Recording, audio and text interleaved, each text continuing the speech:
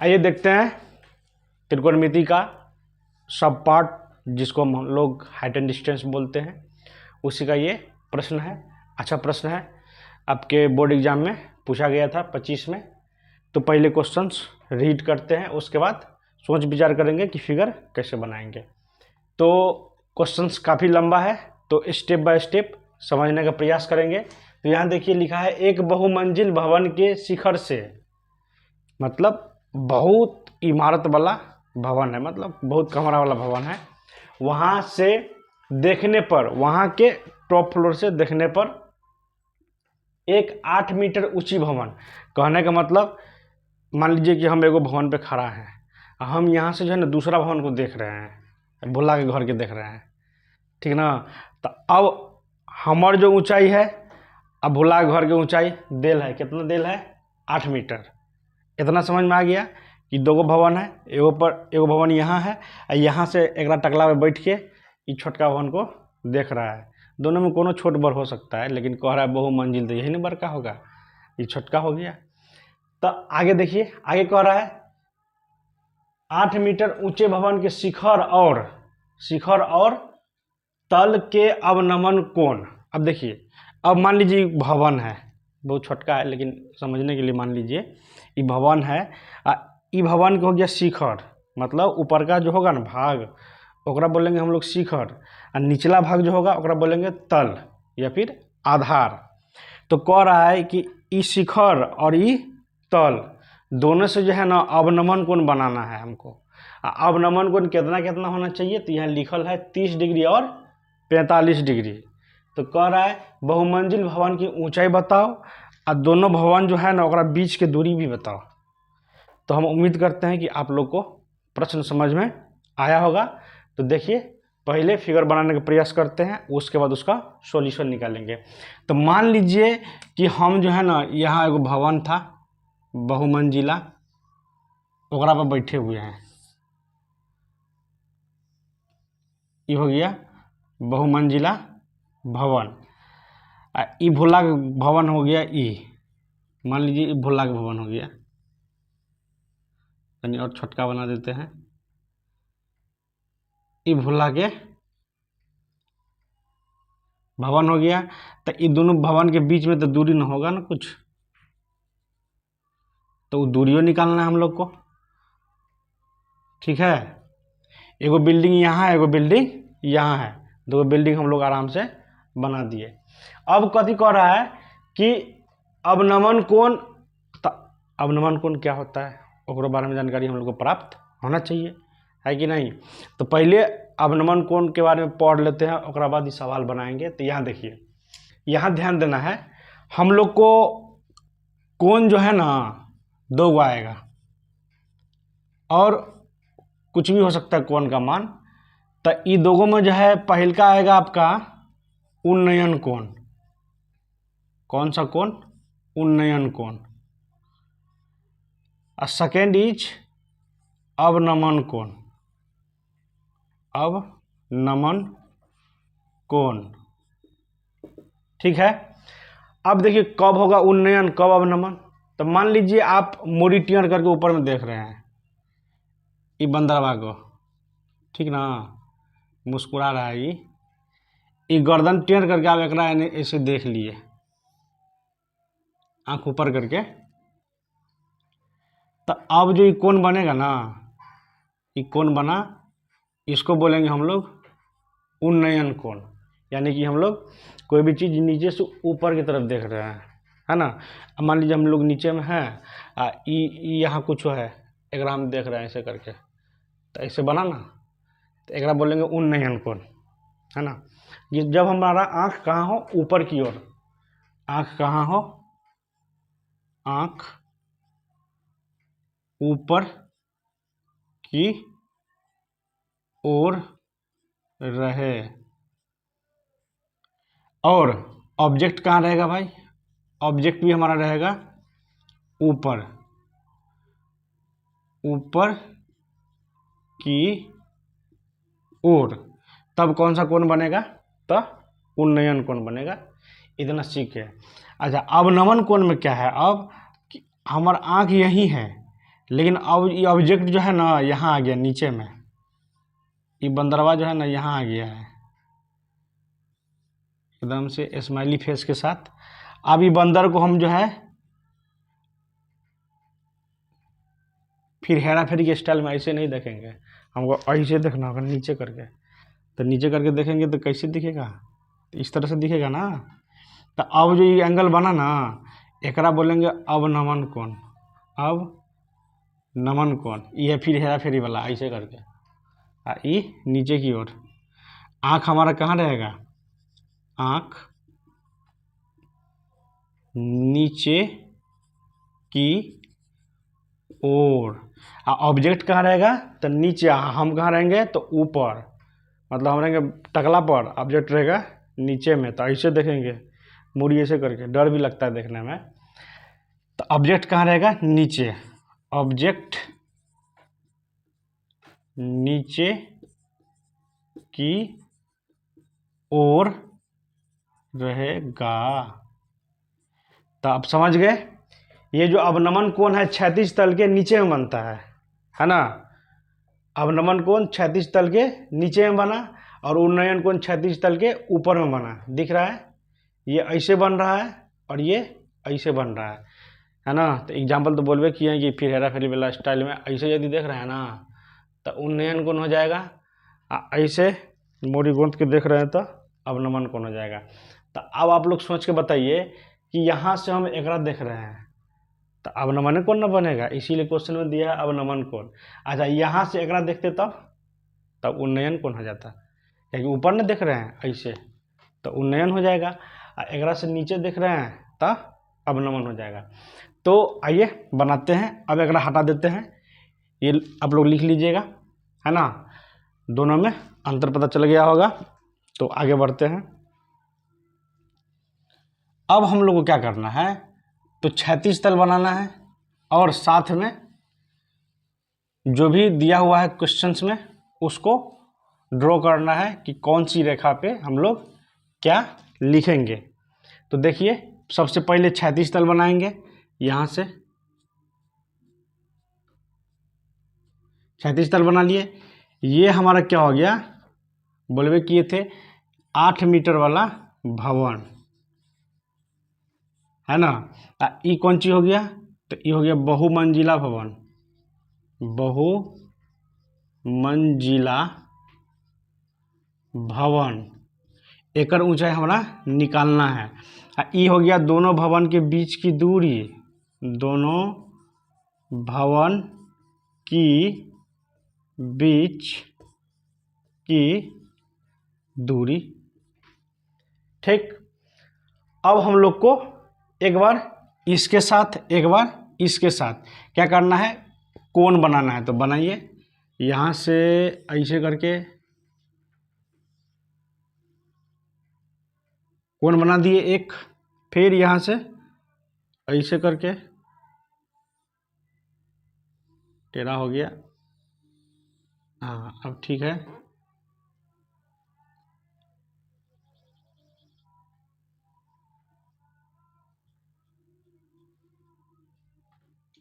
ये हो गया। अब कह रहा है कि देखिए, ये हो गया शीर्ष। ये कौन चीज हो गया, तो शिखर। शीर्ष मतलब शिखर, ये हो गया शीर्ष। और ये हो गया आपका कौन चीज, तल। ये तल हो गया और ये हो गया शीर्ष। तो यहाँ देखिए कह रहा है पहले कौन चीज लिखा है, शिखर लिखा है। तो पहले शिखर के साथ कितना, तो 30 क्रमशः बोल रहा है ना। तो पहले जो लिखल रहेगा ओकर मान लिखेंगे, और दूसरका में जो रहेगा वो लिखना है, उल्टा नहीं करना है। तो पहले शिखर लिखा है तो पहले लिख दिए ये वाला शिखर। कितना डिग्री है भाई, तो 30 डिग्री है। अब कह रहा है तल, तो तल कहाँ है, ये वाला दिखाना है तल। तो तल के साथ कितना हो गया, तो जवाब है 45। यहाँ तक कोई दिक्कत आप लोग को नहीं हुई होगी। आगे देखिए, इसके पैरेलल एक लाइन ड्रॉ कर लेते हैं यहाँ पर।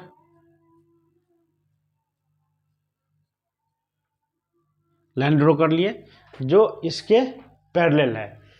अब ये मान लीजिए 8 है, तो ये भी रेखा कितना हो जाएगा, 8 हो जाएगा। क्यों, क्योंकि आमने सामने हम क्या कर लिए हैं, पैरेलल रेखा बना लिया है। तो इतना 8 है तो ई भी कितना हो जाएगा जी, 8 हो जाएगा। तो मान लिए कि ई भी कितना हो गया, 8। यहाँ तक आप लोगों को कोई समस्या नहीं होगी। अच्छा, एक चीज ई देखिए, कोण कितना है, तो 30।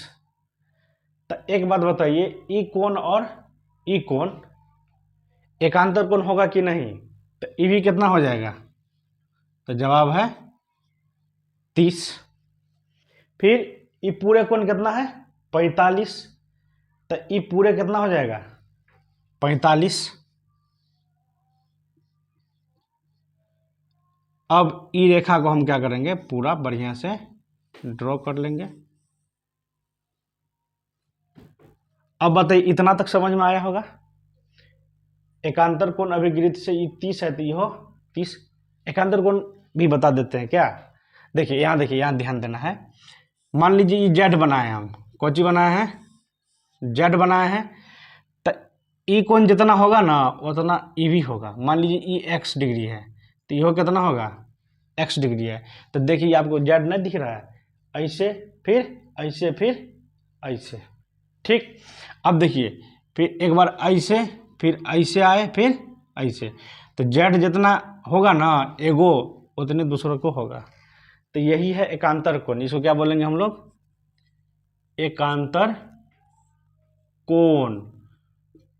जब आप लोग को कोऑर्डिनेट नियामक ज्यामिति और क्या बोलते हैं, ज्यामिति। नियामक तो ग्राफ टाइप का हो जाता है, लेकिन जब ज्यामिति पढ़िएगा, ज्योमेट्री, जिसमें सिर्फ ज्योमेट्री रहता है, नियामक ज्यामिति नहीं, तो उसमें इस टाइप के प्रश्न को बताया जाता है, जिसमें हम लोग रेखा एवं कोण, वो चैप्टर है 9वां क्लास में, तो उसमें पढ़ा जाता है। खैर बता दिए कि जेड शेप को देखना है, और एक यदि रहे 30 तो दूसरा भी कितना हो जाएगा, 30 डिग्री, है ना। ज्योमेट्री में पढ़ना है ये, नियामक ज्यामिति में नहीं। अब यहाँ देखिए एंगल सेट कर लिए। अब मान लेते हैं ये 8 दिया हुआ था, तो यह कितना हो जाएगा, 8। अब यहाँ से यहाँ तक दूरी हमको मालूम नहीं है, तो मान लेते हैं कुछ हो। तो मान लीजिए ये दूरी कितना हो गया, x। क्या मान लिए, x। और यहाँ से यहाँ तक की दूरी को मान लिए क्या, y। क्या मान लिए, y। जब ई वाई हो गया तो यह कितना हो जाएगा, तो यह कितना हो जाएगा, y। क्यों, क्योंकि एग्रेन पैरेलल वाला रेखा खींचे हैं। तो यहाँ तक यदि समझ में आया तो आपका काम खत्म, यदि नहीं समझ में आया तो फिर समस्या होगी। अब देखिए, अब हमको नोमेनक्लेचर करना है, यानी कि यहाँ लिख देते हैं a, यहाँ लिख देंगे b, यहाँ c, और यहाँ d, और यहाँ e। अब आप लोग गौर से देखिए, हमको यहाँ पे समकोण त्रिभुज लेना है। हालांकि त्रिभुज तो बहुत सारा दिख रहा है, ये भी त्रिभुज है ना, लेकिन इसको इंक्लूड नहीं करना है। यहाँ से भी त्रिभुज है, इसको इंक्लूड नहीं करना है। तो कौन सा करना है, तो देखिए ए ई डी, ये ऊपर वाला बोल रहा है इतना, ए ई डी एक त्रिभुज में हम लोग सोच विचार करेंगे। अच्छा, दूसरा देखिए यहाँ से ए बी सी, फिर से देखिएगा ए बी और सी, ये त्रिभुज हम लोग को देखना है। उसके बाद हम लोग बनाएंगे। तो हम सहूलियत के लिए आपको ये त्रिभुज दोबारा बना भी देते हैं, ताकि जब क्वेश्चन लगाएंगे तो आप लोग को आसानी होगी। तो यहाँ देखिए, पहले ये छोटा त्रिभुज बना लेते हैं। बना लिए, उसका नाम यहाँ से लिख देते हैं ए ई और डी। ए कितना हो गया आपका, 30 डिग्री, और इसको क्या माने हैं, y, और इसको क्या माने हैं, तो x। इसको हम दोबारा ड्रॉ कर दिए हैं ताकि आप लोग को आसान लगे। अब ये बड़का वाला जो त्रिभुज था एक बार फिर से लिख देते हैं। यहाँ देखिएगा, ध्यान दीजिएगा, ये लिख दिए, ये समकोण हो गया ए बी और सी। अब ये कितना हो गया, तो 45 डिग्री, इसको तो y माने थे। अब देखिए ये जो है ना x नहीं होगा तो क्या होगा, ये पूरे लकीर ना है, तो ये 8 इतने तक था, यहाँ से यहाँ तक, फिर यहाँ से यहाँ तक कितना है x, तो यहाँ से यहाँ तक जो चलेंगे ना, तो पहले 8 चलेंगे तो x और चलेंगे, तो ये दूरी कितना हो जाएगा 8 जोड़ x। आया बात समझ में कि 8 जोड़ x क्यों लिखे हैं, क्योंकि इतने ना 8 था, इतने 8 है तो ये हो 8, लेकिन हमको यहाँ तक ना पहुँचना है, इसलिए 8 जोड़ x और ये y है ही। अब देखिए आप लोग, हमको कर्ण से कोई माने मतलब नहीं है, हमको सोच विचार करना है लंब और आधार के बारे में, है ना। तो क्यों ना दोनों में कौन सा चीज़ लगाया जाए, 10 लगाया जाए। तो पहले लिखेंगे समकोण त्रिभुज, यहाँ देखिएगा समकोण त्रिभुज AED में, AED में 10 30 बराबर AE बट्टा DE, है ना, यानी कि लंब बट्टे में आधार। आप लोग को तो फॉर्मूला याद हो जाना चाहिए, इतना बार लिख रहे हैं। अब बताइए 10 30 का मान कितना होता है भाई, 1/√3। AE का वैल्यू कितना है x और D का वैल्यू y, कोना कोनी गुना करेंगे, then y is equal to √3x, यानी कि y का मान कितना हो जाएगा √3x। अब सेम चीज इसमें लगाएंगे, कौन सा त्रिभुज है भाई, समकोण त्रिभुज ABC में 10, अब एंगल कितना है 45 डिग्री, फार्मूला होगा AB बट्टे BC। 10 45 का मान कितना होता है 1, AB का वैल्यू कितना है तो 8 जोड़ x, 8 जोड़ डिवाइडेड बाय y, बट्टा में कुछ नहीं है तो 1। यहाँ से भी क्या करेंगे, कोना कोनी गुना कर लेंगे, तो y से 1 में गुना होगा तो कितना बनेगा y, और 8 जोड़ x में 1 से गुना करेंगे तो 8 जोड़ x। यहाँ तक कोई दिक्कत नहीं हुई होगी।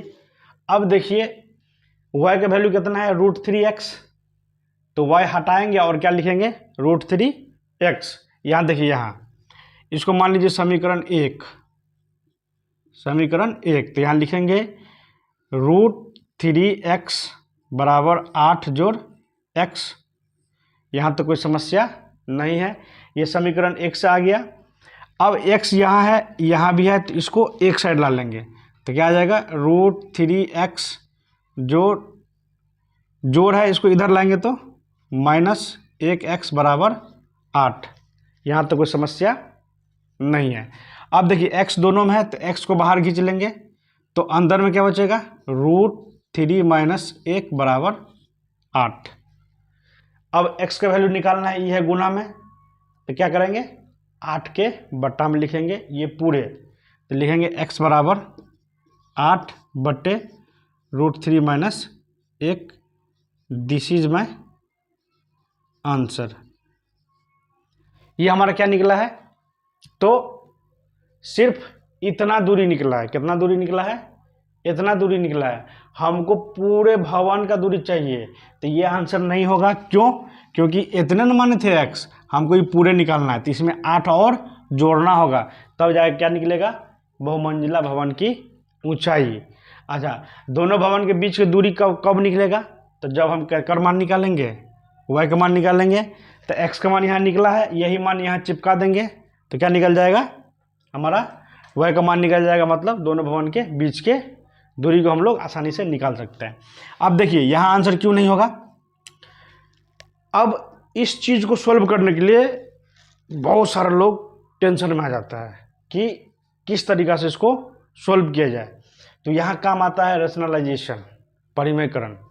तो उसको कैसे बनाएंगे, या दूसरा मेथड क्या है, तो √3 का वैल्यू रख ले हम लोग।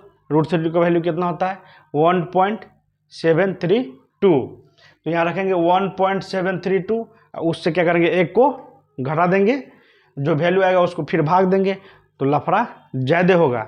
इसीलिए क्या करते हैं हम रेशनलाइज करते हैं। तो यहाँ देखिए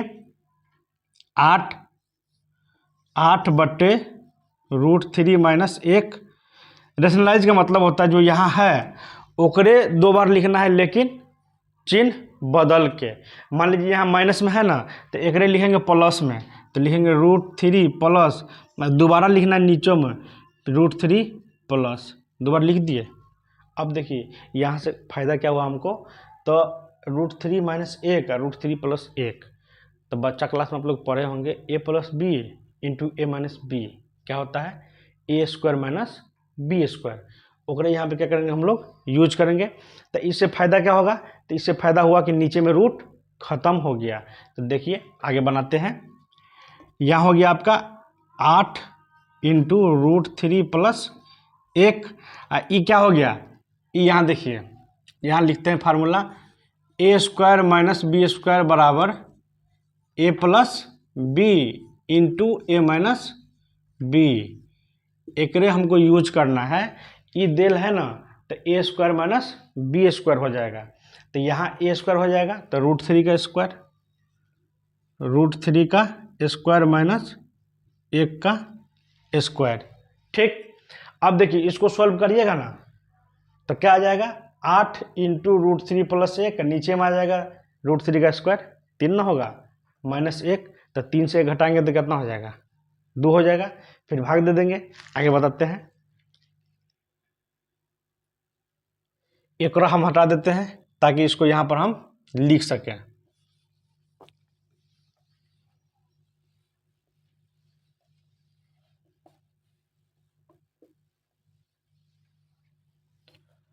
अब देखिए ये सीखना बहुत ज़रूरी है, क्योंकि कभी कभार क्या होगा ना कि आपको डायरेक्ट आंसर नहीं आएगा। जैसे कि इसमें इस क्वेश्चन में देखने को मिला है, पहले ही बोले थे कि थोड़ा सा अच्छा क्वेश्चन चाहिए, तो इस तरह का प्रोसेस हमको करना आना चाहिए, नहीं तो फंस जाइएगा एक सवाल में। तो यहाँ से देखिए क्या होगा, यहाँ से आपका हो जाएगा 8 √3 प्लस 1 बट्टा में √3 का स्क्वायर 3 और 1 का स्क्वायर 1, तो हो जाएगा 3 माइनस 1 बराबर 8 √3 प्लस 1, 3 से 1 घटाएंगे तो 2, अब 2 से काट दीजिए इसको, 4 बार में कटेगा, तो 4 इंटू √3 प्लस 1। ये किसका वैल्यू निकाल रहे थे, तो x का वैल्यू निकाल रहे थे, सब केकरा लिए कर रहे थे, x के लिए। तो ई हमार केकर मान आ गया, x का वैल्यू आ गया। लेकिन अभी कहानी ख़त्म नहीं हुआ है, तो आगे क्या करना है, तो याद होगा कि y बराबर क्या आया था, √3 इंटू में क्या था, x।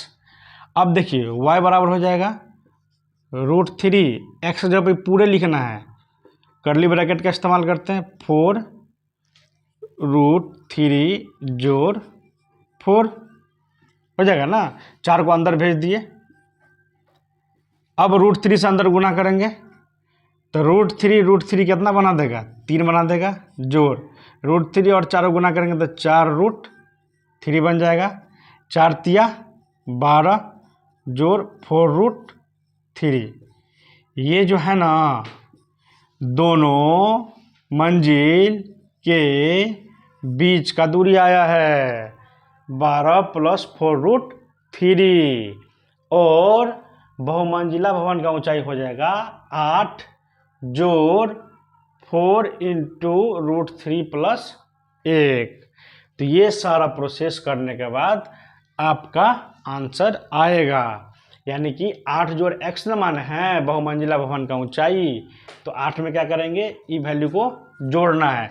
अब देखिए रूट वाला जोड़ भी आना चाहिए और रूट वाला गुना भी आना चाहिए, रूट वाला भाग भी आना चाहिए। कहने का मतलब इसमें यदि आपको रूट का ऑपरेशन करने नहीं आ रहा है तो सवाल का आंसर नहीं निकलेगा, है ना। भुल्ला के जैसे जाइएगा सीख के, आप फड़फड़ा जाइएगा एग्जाम में, ये झोरा गया सीख के कि हम 5 नंबरिया बना लेंगे, एग्जाम में बैठा कह रहा है कि हमको समझे में नहीं आया, ऐसने क्वेश्चन पूछ दिया था, एकदम से क्वेश्चन पढ़ा अलबला आ गया पूरा, अब तो नहीं बनेगा। 5 बार पढ़ा क्वेश्चन, 5 बार फोटो बनाया, 5 बार काट दिया, फिर कहा कि नहीं तो बड़ी हल्का था, तो फिर से प्रयास किया, बनाया, बेचारा माने गलत लिख दिया। ये सब तो सब चीज़ तो ठीक लिखा, आप 30 जब लिख दिया 60, ले सब चीज़ उल्टा हो गया, खुश नहीं, लास्ट में बन गया था हमारा से क्वेश्चन, और जब रिजल्ट आया ना तो क्वेश्चन गलत निकला।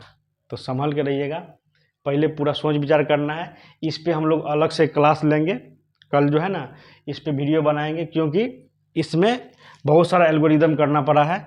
तो इस तरह के प्रश्न यदि आए तो कैसे हमको टैकल करना है, इसका ऑपरेशन अभी और भी बाकी है। ऐसा नहीं है कि इतना भी छोड़ दे, इतना भी छोड़ सकते हैं क्योंकि लॉन्ग क्वेश्चन है, लेकिन एग्जैक्ट आंसर निकालने के लिए हमको एक और वैल्यू लिखना होगा, है ना। तो √3 का वैल्यू कितना होता है? √3 का वैल्यू होता है 1.732।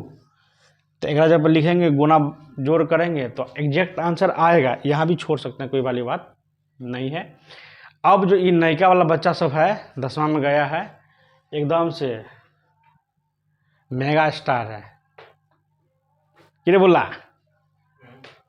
बन तो क्वेश्चन आए क्या, तो डिप्लोमा वाला एग्जाम देने जाएगा ये लोग, एकदम से पहले क्वेश्चन पढ़ेगा 4 बार बना के काटेगा। अरे ऐसे होता, अरे ये नहीं होता, पूरा एकदम सोच विचार कर लेगा मस्त में, तब कहेगा नहीं बनेगा, तब तक एग्जाम में ख़त्म, डिस्प्रेशन में चल जाता है ये लोग। तो यहाँ तक रहा आज।